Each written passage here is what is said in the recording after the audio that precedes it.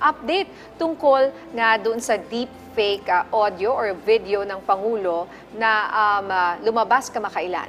Yun nga yung pinakamalaking balita kahapon.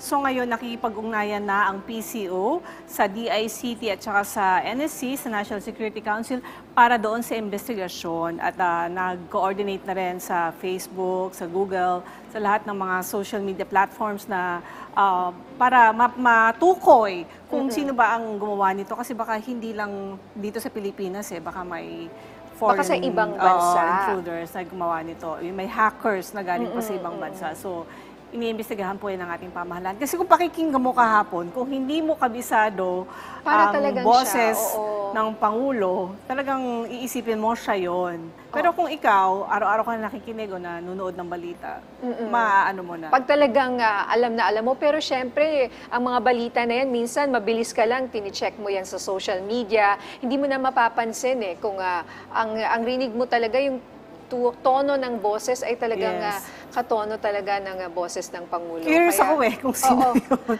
Kung paano ginaya, tapos yung tono, ito na yung mga makabagong AI technology, kaya dapat maging mapanuri at mapagmatsyag ang ating mga kababayan. Hindi agad-agad paniniwalaan yung mga ganitong klase ng mga video at audio, lalo na kung ito ay nagko-call out sa digmaan, di ba? Yes, So medyo mabigat, seryoso. Minsan may mga jokes, may mga very light lang, okay lang yun. Pero pag ganyan, national security na ang concern. Kaya ito'y sa gitna ng balikatan exercises na ginaganap ngayon. So, very alarming. So, dapat piliin natin yung ating panunuorin at pakikinggan. At suriin natin kung narinig natin na parang ganun.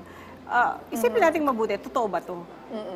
At i-check ang PCO website at saka ang Facebook dahil nasa inyo talaga yung mga factual, mga updates sa mga ganitong bagay. Correct. Alright. Maraming salamat, Asek Weng.